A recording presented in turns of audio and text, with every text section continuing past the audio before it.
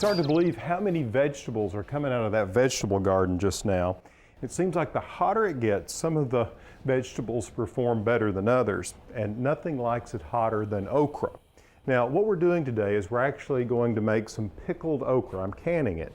It's a delicious way to enjoy okra well into the fall and winter and next spring. Now, okra is very easy to grow. The plants are beautiful. They have big yellow flowers on them. And it's actually the seed pod that we eat. Now today I'm going to show you a really basic recipe for pickled okra. It takes just a few ingredients.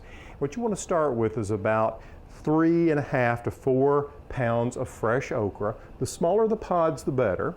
You'll want to have some vinegar on hand. Now what I'm going to add to the 7 cups of vinegar will be 1/3 cup of pickling salt. And once it begins to boil, stir this around just a little bit. Once it begins to boil, and we'll be ready to pour it into the jars. What I do is I take the pint jars and I take just a few cloves of garlic, but I drop a few of those in the bottom. I take a couple of pieces of this pepper, and then I begin to pack in the okra, again layering them in there. Now what I do is I pack about 35 to 36 pods. What you want to do is you want to bring the pods, the pepper and the garlic up to the bottom rim here of the jar, okay? Now one other little spice you can add to this, I like to take a little fresh dill, actually some of the leaves of dill, and just place them on top, and I push those down. Now I think we're ready. Now just for safety's sake, what I like to do is take my jar and place it like this. Then I just simply take the vinegar mixture that's boiling, and I just pour it over the top of the okra. I want to bring it up to about 1/4 inch the top of the jar. You want to make sure that all of the stems are covered. Okay, next I want to get my pot holder here, and I'm going to place the lid on it like this.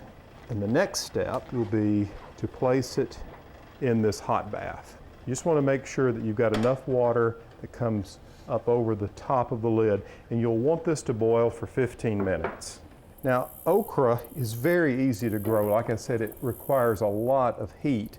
If you will soak your seed overnight in milk, buttermilk's even better, or just water, you'll find that the germination of the seed will be enhanced, which is a wonderful thing. Once you sow the okra seed, what you will find is that it will germinate within about 6 to 7 days, and it will actually be ready to harvest in about 53 days, which is quite remarkable.